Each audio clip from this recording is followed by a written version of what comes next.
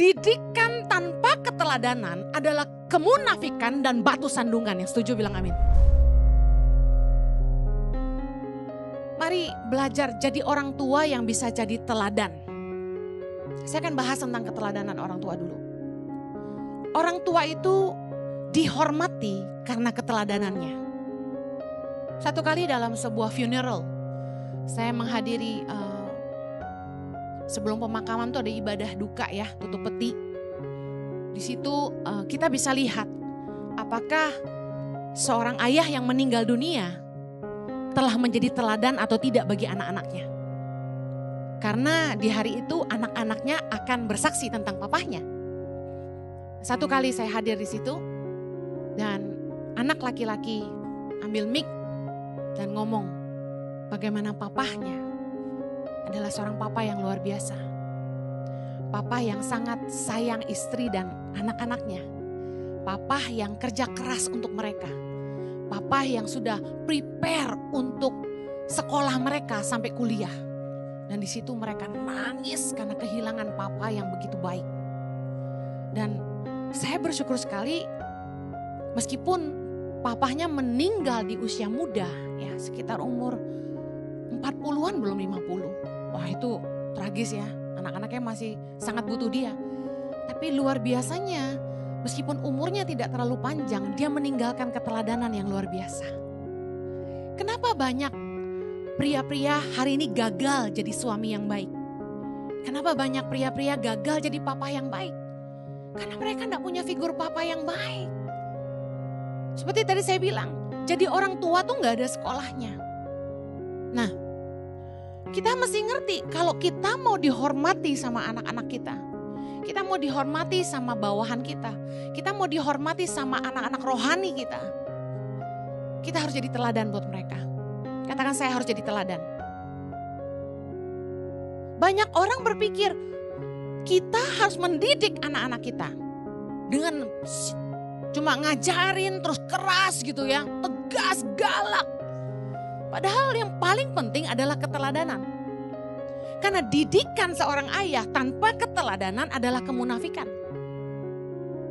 Gak heran anak pendeta banyak yang bandel. Why? Saya dulu gak mau jadi pendeta.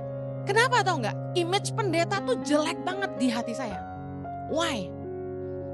Waktu saya masih remaja sampai saya kuliah di Australia. Teman-teman saya yang anak pendeta itu bandel-bandel. Dan ketika papanya khotbah nih ya, anaknya itu ngenyek. Ngomong doang lu, teori lu, palsu gitu loh. Aduh dalam hati saya, jangan sampai gue kawin sama pendeta. Jangan sampai gue jadi pendeta, kejadian loh. Makanya jangan suka bilang amit-amit. Beneran nikah sama pendeta, beneran jadi pendeta. Dulu kalau saya khotbah keliling saya selalu bilang gini, saya bukan pendeta, saya hamba Tuhan. Karena gini, didikan tanpa keteladanan adalah kemunafikan dan batu sandungan. Yang setuju bilang amin. Berapa banyak pendeta cuma pintar khotbah tapi gak melakukan apa yang dia khotbahkan. Kemudian jemaat kecewa dan akhirnya meninggalkan gereja. Makanya selalu saya ngajarin teman-teman hamba Tuhan, khotbahkan yang kamu lakukan. Jangan pernah ngajarin yang kamu gak hidupin. Karena itu akan jadi bumerang buat kamu. Teladan hidup seorang ayah adalah panutan bagi anak-anaknya. 1 Timotius 3 ayat yang keempat. Seorang kepala keluarga yang baik, disegani dan dihormati oleh anak-anaknya. Saya mau ngomong dulu tentang ayah nih. Karena figur bapak itu penting dalam hidup semua anak. Anak-anak yang gak punya figur bapak yang baik cenderung lemah dalam pergaulan. Mereka jadi terlibat free sex, narkoba karena gak punya figur bapak. Maka Tuhan aja kita panggil bapak, bukan mama. Karena figur bapak sangat penting. Teladan hidup seorang ayah itu yang jadi panutan buat anak-anaknya. Seorang kepala keluarga yang baik. Disegani, bukan ditakuti. dan dihormati oleh anak-anaknya. Kenapa banyak anak yang gak hormat sama papahnya? Karena papahnya gak jadi teladan buat mereka, sesederhana itu sih. Papa yang selingkuh, papa yang males, papa yang gak mau kerja, papa yang ngomong jorok.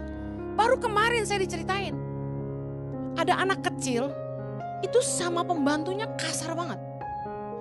Kalau ngomong tuh jorok, anak kecil di bawah 5 tahun. Ternyata cerita punya cerita, dia niru papanya. Karena papanya suka maki-maki. Papanya kalau sama pegawai kasar. Jadi anak itu lihat orang tua. Lebih baik kita dihormati daripada kita ditakuti. Yang setuju bilang amin.